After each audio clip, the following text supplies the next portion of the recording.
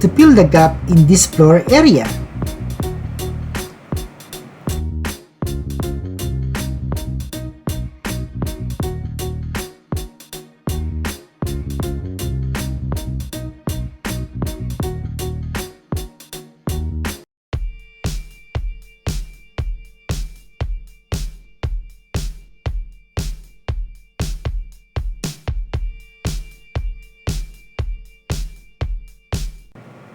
This guy uses a vacuum technique to remove the excess water on the floor.